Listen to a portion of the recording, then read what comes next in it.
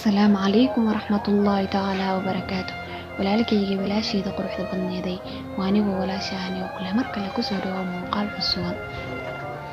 waxaan maanta ma ihiya qiso aad iyo aad u xanuun badan. wiilkan yariiska gaajo ayaa haysaa, wuxuuna arkaa meel cunto lagu karinayo. wuu soo ordoo dhankeeda ayuu soo aaday, mana awoodo lacag uu ka iibsado. wuu soo ordoo dhankii meesha, wuxuu iska istaagay cuntada lagu iibinayo. cuntadii ayuuna indhaha la raaraacaya. ninka meesha ka shaqaynayo dadka ayuu cuntada ka iibinaya oo waxaa u taagan kastamo badan. wiilka yaraa meesha ayuu iska taagan yahay, lacagna ma haysto uu cuntada ku iibsado, balse indhaha ayuu la raaraacayaa cuntada.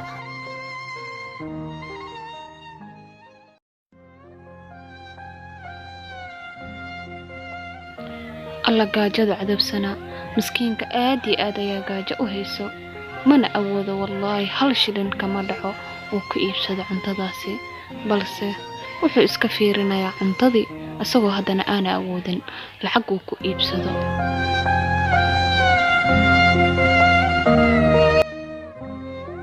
siduu meesha u taagnaa kastamihii ugu dambeeyay hadduu ka tagay meesha asaga, balse lacagna ma haystee meesha ayuu iska taaganahay.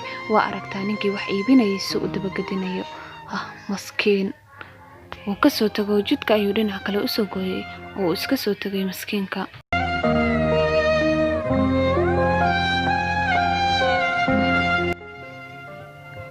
soo socday gaajo darteed ayuu caloosha la qabsanayaa. alla maskiin meeshan ayuu iska fadhiistay. soo u fadhiyay uuna ku fikirayaa, waxbana ma haysto, mana awoodo wax kasto, balse haddana wuxuu dhinaca la sii raacayaa meeshii cuntada ay taallay. alla maskiinsana.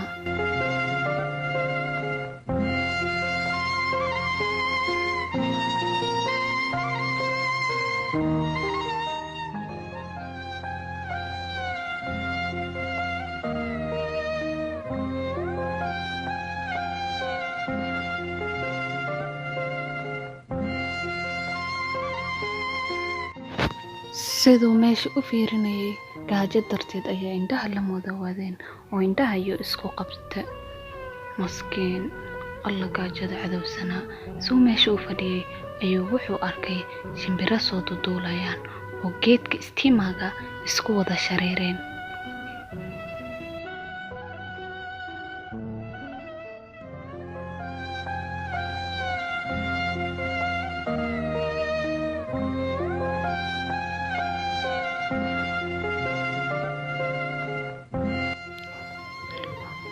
waxaa gaari ka soo tegay nin taajir ah oo meesha wuxuu soo istaagay maqaayadii wax laga iibsanayay, wuxuuna rabaa cunto inuu ka iibsado. asagoo cuntada iibsanaya mid markii loo dhiibay, midda kale asagoo loo xirayo ayaa xabad ka dhacday ninkii shaqaalaha oo cuntada u xirayay. saa u jeedaan waatana cuntadii dhulka ku dhacday, meesha ayay taallaa. ninkana waa kana wax ayuu iibsanayay, markii waxa loo riday ayuu wuxuu aaday dhanka gaarigiisa, balse cunugii yaraa waa kan meesha ayuu fadhiyaa oo wuxuuna arkayay meesha cuntada ku dhacday. balse saas intuu u fiiriyay ayuu orod intuu isa soo baalay oo u soo aaday dhankii meesha cuntada ku dhacday, balse wuxuu arkay haddana dad inay taagan yihiin. weyli ahaan waysay inuu soo ordo uu qaato, balse wax yar ayuu u sugay.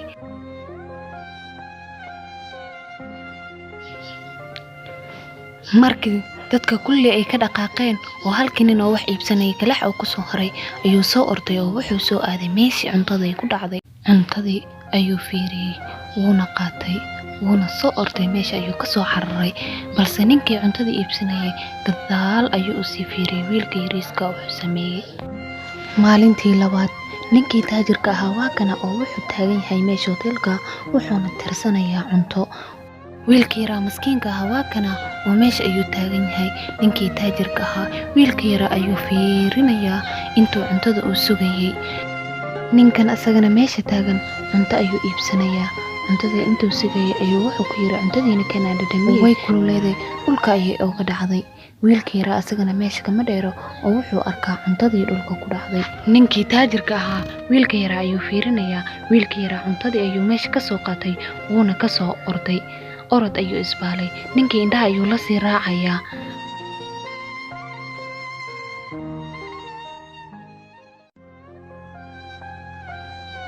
daaqada gaariga ayuu kor u dallacday oo wuuna ka soo baxay. Wuxuu soo daba raacay wiilkii yariiska. Wiilkii yaraa wuu soo orday. Siduu u soo ordayay wuxuu arkay qardaas ama waraaqad darbi ku dhejisan. wuuna ka soo goosanayaa saad aragtaan. Qardaasta ayuu soo goostay oo cuntadii yareed uu meesha ka soo qaatay ayuuna ku duduubayaa. Maskiin. waraaqadii ayuu ku duduubay wuuna soo kacay. Ninkii taajirka ahaa kama daba harin oo wiilka ayuu daba socdaa. Wiilkiina orod ayuu isbaalay oo wuxuu galay guri.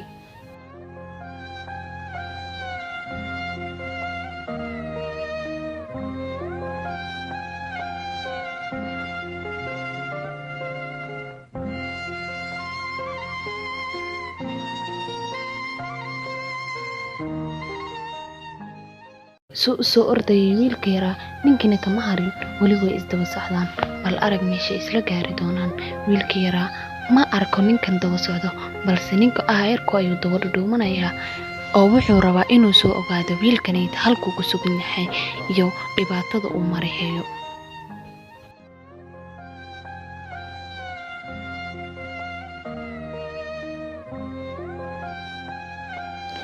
ninkii waa kana ilbaabka ayuu taagan yahay oo wuxuu fiirinayaa guriga. Siduu u soo socday wuxuu soo gaaray guriga oo wuxuu galay gurigoodii.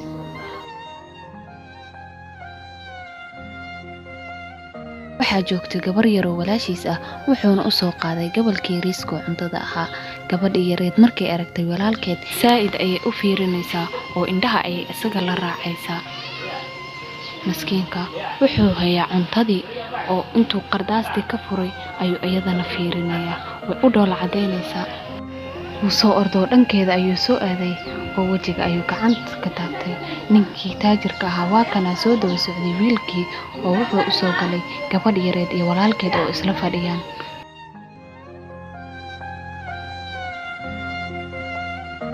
ninkii wuu yaaban yahay gabadhii iyo walaalkeed oo sheeko inaba aan caadi ahayn dhexmaraysa markuu imaaday. fajac ayay ku noqotay.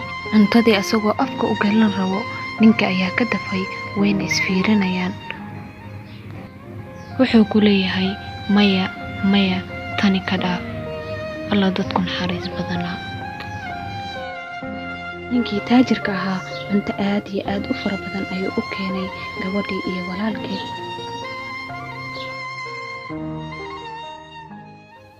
gabadhii yareedna wuxuu u soo iibiyey dhar qurux badan.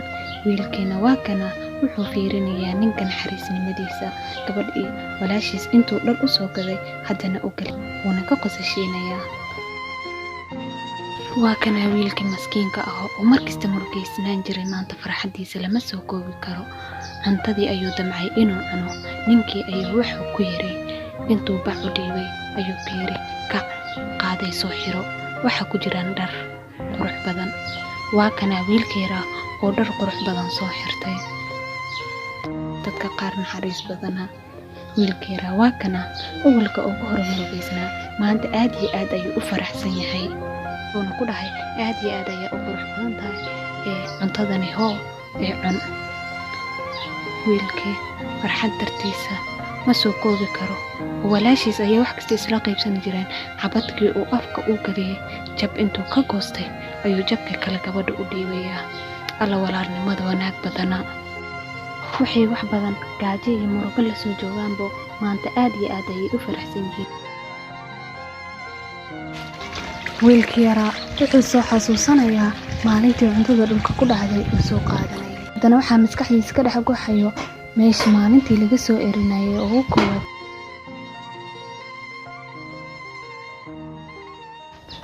xaalad walbo aa ku sugan tahay xasuusnaa mar unbay isbedelaysaa, sida hawada ay isku bedesho camal.